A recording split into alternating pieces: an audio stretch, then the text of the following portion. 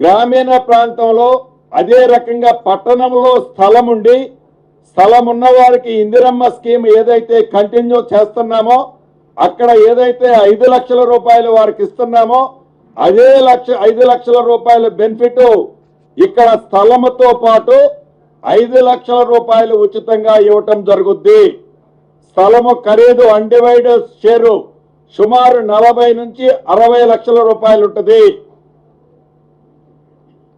దీంతో పాటు రిజిస్ట్రేషన్ కూడా రూపాయి ఖర్చు లేకుండా, గతంలో లాగా ఒక సర్టిఫికెట్ ఇవ్వకుండా, గతంలో లాగా ఏదో ఒక తెల్ల కాగితాన్ని నల్ల కాగితం చేసి ఇవ్వకుండా పూర్తి టైటిల్స్ తో సేల్ డీడ్ ను కూడా చేసే కార్యక్రమాన్ని వసతులను దీంట్లో పెట్టడం జరిగింది.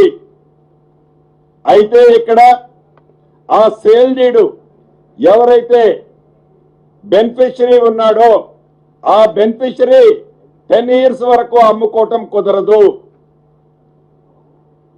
ఆ బెనిఫిషరీ 10 years వరకు ఆ ప్రాపర్టీని అమ్ముకోవటం కుదరదు.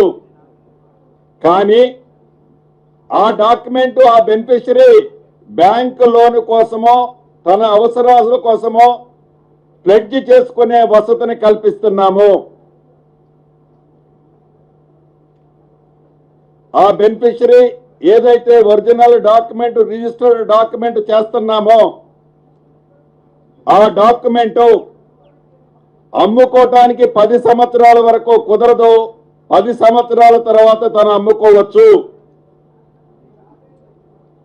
అదే రకంగా రిజిస్టర్డ్ డాక్యుమెంట్ వచ్చిన తెల్లారైనా కూడా ఆ డాక్యుమెంట్ ని ఏదైనా బ్యాంకులో ప్లెడ్జ్ చేసి తన కుటుంబ అవసరాల కోసం దాన్ని ప్లెడ్జ్ చేసుకునే సౌకర్యాన్ని ఈ స్కీములో కల్పిస్తున్నాము. అంతేకాదు ఒకే కుటుంబానికి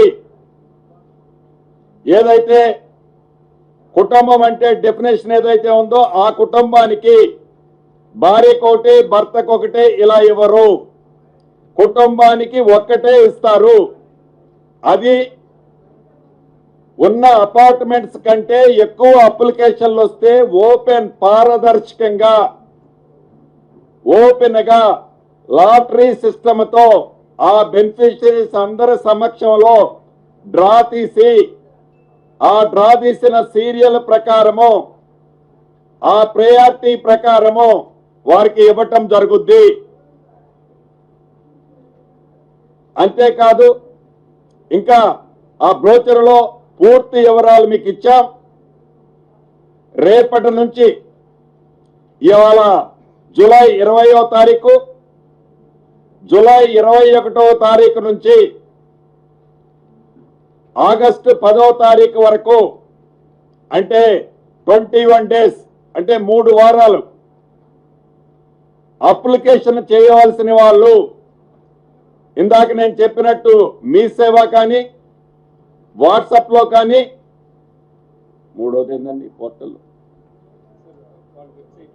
వెబ్సైట్ లో కానీ, మీ సేవ కానీ వాట్సాప్ లో కానీ మీ వెబ్సైట్ నుంచి కానీ 3 పోర్టళ్లలో అర్హులైన వారు ఎవరైతే ఉన్నారో ఏ కాన్స్టిట్యున్సీ వారో ఆ కాన్స్టిట్యున్సీలోనే ఇప్పుడు ఏవైతే 16 నియోజకవర్గాల్లో నేను పేర్లు చదువుతాను, ఈ 16 నియోజకవర్గాలు కాకుండా మిగిలిన వాటిని కూడా వీలైనంత తొందరలో అక్కడ కూడా ల్యాండ్స్ ఐడెంటిఫై చేసి ఏదైతే ఈ క్యూర్ ఏరియాలో 24, 25 నియోజకవర్గాలు ఉన్నాయో వాటిలో కూడా లొకేషన్స్ ఇవ్వటం జరుగుద్ది. ఇక్కడ అప్లికేషన్ చేసిన వాళ్ళందరికీ 360 degrees లో గతంలో వారికి ఏదైనా ఇల్లు ఉన్నా సైట్ ఉన్నా ఏవైతే ఇతరత్ర ఆస్తులున్నా అటువంటి వారికి ఈ ఫస్ట్ ఫేజ్ లో ఇవ్వలేము. ఎవరైతే ఇల్లు కానీ ఒక చిన్న గజము చోటు కానీ లేని నిరుపేదలున్నారో వారికి ఫస్ట్ ఫేజ్ లో టాప్ ప్రయారిటీ ఇవ్వటం జరుగుద్ది. ఈ చేసే దాంట్లో పారదర్శకంగా, మళ్ళీ పదే పదే చెప్తున్నాను, పారదర్శకంగా నీది ఏ పార్టీ అని అడగాం, నీది ఏ కులం అని అడగాం, నీది ఏ మతం అని అడగాం. చివరికి నీకు ఇల్లు ఇస్తున్నాను కదా, రేపు మా పార్టీ తరపున ఈ శాసనసభ్యుడు అక్కడ నిలబడుతున్నాడు, అతనికి ఓటేయాలనే కండిషన్ కూడా పెట్టాం. ఇది ఇందిరమ్మ ప్రభుత్వం, పేదోడి ప్రభుత్వం. ఈ ప్రభుత్వానికి చిత్తశుద్ధి, పదే పదే చెప్తున్నాను, పేదవాడి బాగే ఈ ప్రభుత్వం యొక్క మెయిన్ ఎజెండా. ఇంకా అదర్ థింగ్ ఈ ప్రభుత్వానికి ఏమీ లేదు. కాబట్టి ఏవైతే మీరు ఈ క్యూర్ ప్రాంతంలో ఇప్పుడు పైలట్ కింద స్టార్ట్ చేస్తున్నామో, ఈ పైలట్ అనేది మోడల్గా చేస్తున్నాం. దీని కంటిన్యూషన్ ఇది నిరంతరం. 1,00,000 ఇళ్ళని అనౌన్స్ చేశాం. 1,00,000 ఇళ్లే కాదు, ఇది నిరంతరము జరిగే ప్రక్రియ. ఈ క్యూర్ ప్రాంతంలో, క్యూర్ ప్రాంతమే కాదు, రాష్ట్రమంతా కూడా. రెండో విడత అనౌన్స్ చేసేటప్పుడు గౌరవ ముఖ్యమంత్రి గారు, సహచర మంత్రులు అందరం చెప్పాం, ఈ రాష్ట్రంలో పూరి ఇల్లు లేకుండా పక్కా ఇళ్లు కట్టిస్తామని చెప్పాం, ఇందిరమ్మ ఇళ్లు. రెండో ఫేజ్ లో ఏవైతే పూరి ఇళ్లున్నాయో గ్రామీణ ప్రాంతంలో, కొన్ని పట్టణ ప్రాంతాల్లో, వాటన్ని సుమారు ఇప్పటి వరకు వచ్చిన ప్రాథమిక సమాచారం ప్రకారం ముందు ఒక 28,000-30,000 అని మా గౌతమ్ గారు చెప్పారు. కానీ తీరా చూస్తే అది 42,000-44,000 వరకు ఇప్పటి వరకు వచ్చింది. ఇంకా అది పెరగొచ్చు కూడా. పెరిగినా టాప్ ప్రయారిటీలో ఆ పూరిళ్ళు ఏవైతే ఉన్నాయో, ఇళ్ల స్థలం ఉండి పూరింట్లో నివసిస్తున్నారో వాళ్ళకి ఇందిరమ్మ ఇళ్ళు గ్రామీణ ప్రాంతంలో కానీ పట్టణ ప్రాంతాలను కూడా కట్టిస్తున్నాం. అంతేకాదు, ఏదైతే అక్కడ ఇచ్చినట్లే ఈ అర్బన్ ప్రాంతంలో, క్యూర్ ప్రాంతంలో ఇప్పుడు మనం లాంచ్ చేసుకున్న అప్లికేషన్ ప్రకారం ఇళ్ల స్థలము ఫ్రీ, మిగిలిన కుటుంబ సభ్యులకు ఇచ్చినట్లు ఈ ఫ్లాట్కి 5 లక్షలు ఈ రాష్ట్ర ప్రభుత్వం బరాయిస్తుంది. అంచనాల ప్రకారం ఏవైతే కాంట్రాక్టర్ ఫైనల్ చేసి ఇప్పుడున్న ఎస్ఎస్ఆర్ రేట్ల ప్రకారం అక్కడ మౌలిక వసతులతో కలిపి ఈ 525 ఎస్ఎఫ్టీకి సుమారు 11 లక్షల రూపాయలు ఖర్చు వస్తుంది. ఈ 11 లక్షల రూపాయల్లో రాష్ట్ర ప్రభుత్వం పక్షాన 5 లక్షల రూపాయలు ఉచితంగా రాష్ట్ర ప్రభుత్వమే ఆ కాంట్రాక్టర్కి పే చేస్తుంది. మిగిలిన 6 లక్షల రూపాయలు ఈ ప్రణాళిక అంతా 1 year లో పూర్తి చేయాలని టార్గెట్ పెట్టుకున్నాము.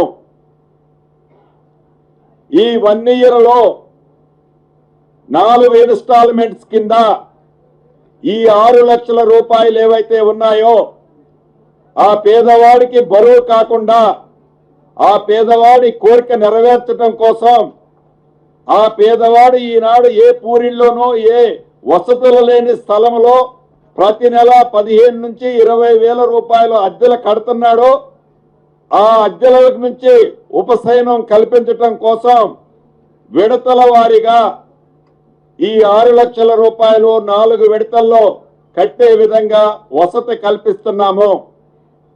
ఈ 6 లక్షల నుంచి ఇప్పుడు ఏదైతే 10,000 రూపాయలు కడతాడో దాన్ని తగ్గించి 5,90,000 ఆ పేదవాడి దగ్గర నుంచి ఆ ఎస్క్రో అకౌంట్ డైరెక్ట్ గా ఆన్లైన్ లో పే చేసే కార్యక్రమాన్ని ఏర్పాటు చేస్తున్నాము.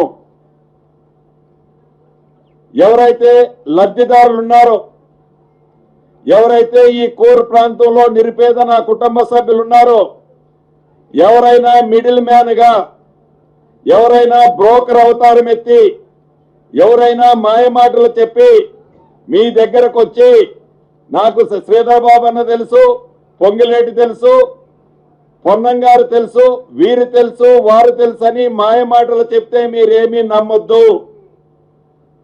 మాయ మాటలకు మీరు ఒక్క రూపాయి కూడా ఖర్చు పెట్టొద్దు. పారదర్శకంగా మీకు ఇల్లు వస్తుంది.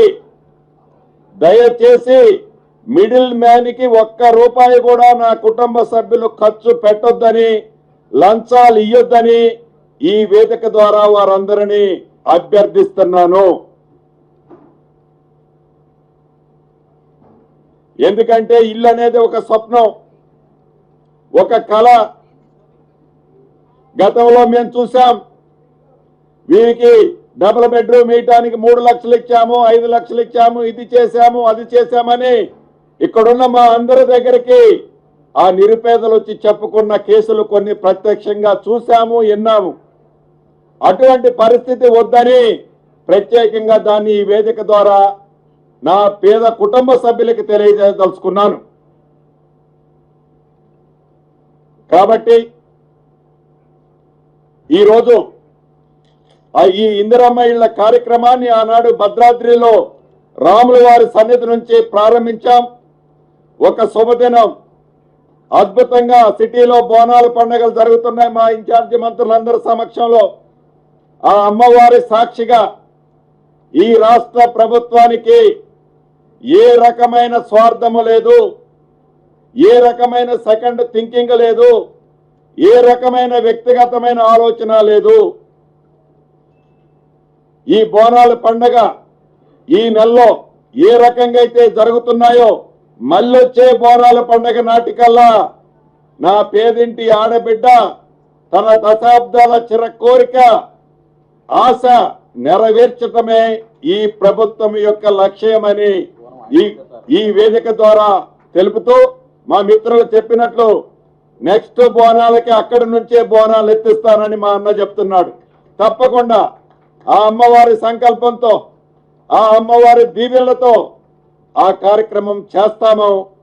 అదే రకంగా స్థానిక శాసనసభ్యులు, రాజకీయ పార్టీలు ఏమైనా కావచ్చు, స్థానిక ప్రజాప్రతినిధులు ఈ బృహత్తరమైన కార్యక్రమం, ఒక మంచి కార్యక్రమం మనం ఏదైతే చేపట్టామో మీ చేతనైనంత సహకారం ఈ ప్రభుత్వానికి ఆ పేదవాడి కళ నెరవేర్చే దాంట్లో మీరందరూ భాగస్వాములు అవుతారని, అవ్వాలని మనస్ఫూర్తిగా ఈ క్యూర్ ప్రాంతంలో ఉండే ప్రతి ఒక్క ప్రజాప్రతినిధిని అభ్యర్థిస్తూ సెలవు తీసుకుంటున్నాను.